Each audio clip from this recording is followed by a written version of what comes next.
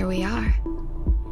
This is Sex Love Psychedelics, and I'm your host, Dr. Kat, bringing you psychosexual conversations that will leave you intellectually turned on and hungry for more. One thing I need to highlight about you and about the work that you do, because I know that you facilitate so well the conversation around consent. And that is something that I have not seen at so many play parties or in the swinger world. And this is something I repeatedly hear from my clients who are in the lifestyle.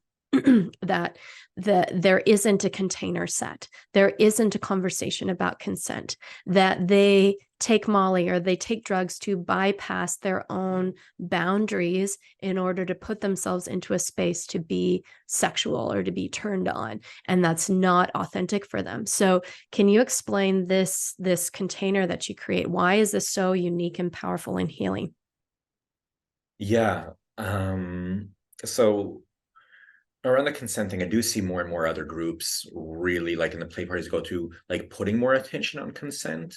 Mm-hmm. But what it's starting to feel like is it's like, oh, this is the thing that we need to do so that everybody's okay, right? And so there's this sort of sometimes reluctant, or sometimes it's actually like, yeah, let's do this. Let's do the consent thing so that everybody feels safe. And I think that that's one part, and probably the most important part of the consent, is to create a safe container so people can be expressed. What I like to do with my consent talks, and I think it's what you got to do with anything that you want people to really integrate, is have them find their personal buy-in. So it's not, I'm going to ask for consent now so that that I'm allowed in this container and that the peer person will interact with me and that I'm making sure I'm okay. It's like, okay, how can we use the conversation of consent as a tool for your own personal growth? Because we have all been programmed to not be aligned with our desires. From very young, from when we're children, when we want something, so many times we're told no. And when we set boundaries of what we don't want, so many times they get bypassed. So we've all been programmed to not honor our desires and boundaries. So I use the consent talk as an actual opportunity to step into and own your desire and step into and own your boundary in yourself before you actually go with anyone else. And so it goes from a place of not just like, oh, consent so I can have an interaction, but I'm going to sit across from you. I'm going to look you in the eyes. I'm going to tune in now. And not just what my head is saying, oh, I'm going to play party. I should play. So I'm going to ask for play. But like, all right, how do I really feel in my body? What is my emotions telling me right now? Do I actually feel turned on in my genitals or not? Like, are these things happening? And from that place of truly tuning in, okay, from that place, what do I want? And from that place, what do I not want? Encouragement for the other person to do the same. And then if and only if I can honor your desires and your boundaries, and you can honor my desires and my boundaries within this container, then we can have a really juicy experience. But because I did the work of really owning that for myself before I communicated it with you. And that's the shit I'm talking about, Yoseff. That's the shit right there. Because it's like, yeah, you're right. How many of us, we're in the intellect and we're in the concept of consent, and it's been inundated in this culture around what it is, but how many of us are actually taking that in anymore? And how many of us really have gone into ignoring it now because, it's just this thought, yeah, I understand it, but there's this embodied experience of consent. Even myself, I think this was a year ago, I was at a play party, and it was a really quick conversation around consent. It wasn't dropped in and practiced, and it was just like, if somebody says no, say, honor the no, the kind of thing, blah blah blah.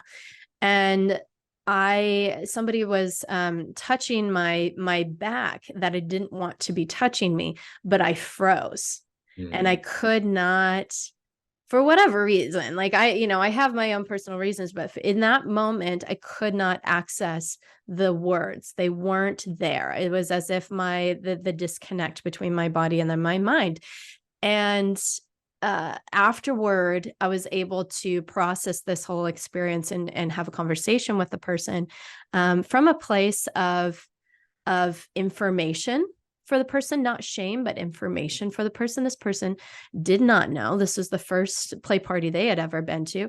They were mortified that, some people in the space felt violated, and getting to explain and educate in this place, because there is, as much as we think we understand the concept, it is can be really confusing.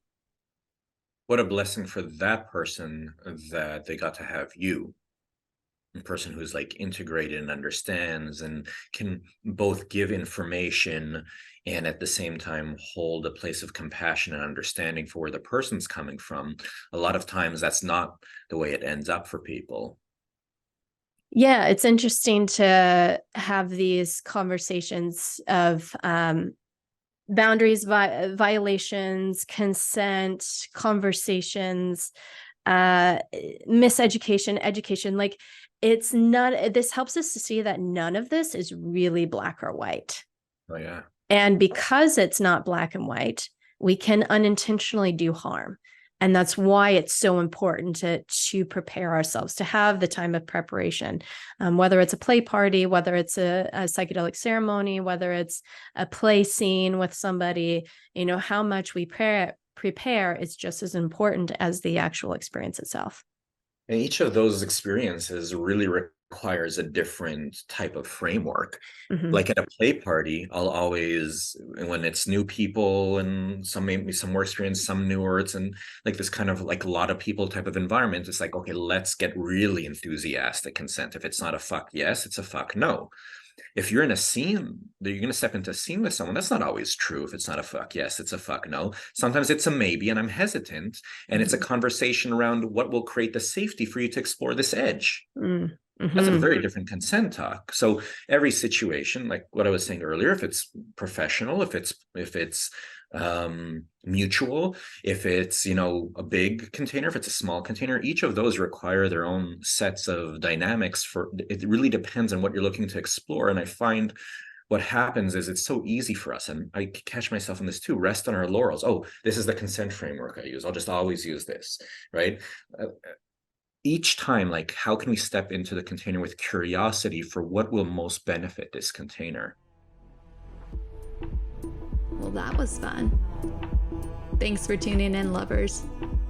And if you want to experience more ecstasy and sexual liberation, head over to sexlovepsychedelics.com and learn about how you can join me for any one of my online or live events. And while you're there, grab my free guide on sex and psychedelics.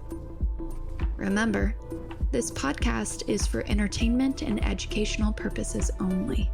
Please contact your healthcare provider and local law before pursuing any of the products or psychedelics discussed.